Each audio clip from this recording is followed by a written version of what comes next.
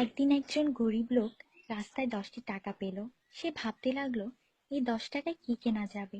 সারাদিন এই 10টি টাকার চিন্তায় সে সময় নষ্ট করে ফেলল। পরে সেই 10 টাকা ফেলে দিল। সে বলল, হে আল্লাহ, এই 10 টাকার জন্য আমি আজ সকাল থেকে আপনাকে একবারও স্মরণ করিনি। সেই সব লোক আপনাকে কিভাবে স্মরণ করে যাদের লাখ টাকা আছে? আল্লাহ সুদ হারাম করে দিয়েছেন, আমরা ব্যাংক বানিয়েছি। আল্লাহ জীবনকে সীমিত করেছেন, আমরা ঘড়ি বানিয়েছি। আল্লাহ পর্দার হুকুম দিয়েছেন, আমরা টিভি, ডিভিডি, ডিশ দিয়ে বেহায়ামি সর্বসাধারণের জন্য করে দিয়েছি। আল্লাহ বলেন, কোরআনে তোমাদের সফলতা, আমরা অক্সফোর্ডের বইকে সফলতা বানিয়ে নিয়েছি। আল্লাহ মিথ্যা বলা নিষেধ করেছেন, আর আমরা এপ্রিল ফুল পালন করা শুরু করে দিয়েছি।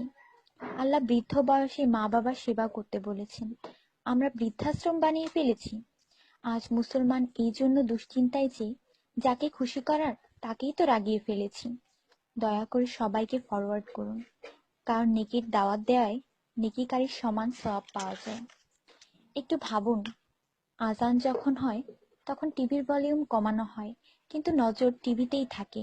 আর মনে মনে বলি, আজান যাতে তাড়াতাড়ি শেষ হয়। এটাই কি আজানের মর্ম? আপনি নিজে আপনার মনকে প্রশ্ন করুন। আজানের জবাব দেওয়ার চেষ্টা করুন, যাতে মৃত্যুর পর কালিমা তাইয়্যিবা আমাদের নসিব হয়। অনুরোধ, এই মেসেজটি সবার কাছে পৌঁছে দিন। বন্ধুরা, আমাদের দাওয়াতে যদি কেউ না আসে, আমরা রাগান্বিত হই। আল্লাহর পক্ষ থেকে আমাদের জন্য প্রতিদিন 5 বার দাওয়াত আসে, আর আমরা নামাজ পড়ি না। তাতে কি আল্লাহ আমাদের উপর রাগান্বিত হন না? এটি শুধু মেসেজ না, বাস্তবতা। দয়া করে নামাজ আদায় করুন এবং অন্যকেও উৎসাহিত করুন। যিনি এই মেসেজ পড়েন তাদের উপর আল্লাহ আরো রহমত দিন, এবং যিনি এই মেসেজ ফরওয়ার্ড করেন তার ভালো ইচ্ছা আল্লাহ পূরণ করুন এবং হিদায়াত করুন। নামাজের চিন্তা করুন, ব্যালেন্সের না। আজান শুনে উঠুন রিংটোনের মতো। কুরআন মনোযোগ দিয়ে পড়ুন, এসএমএস পড়বার মতো। জীবন সবসময় থাকবে না নেটওয়ার্কের মতো।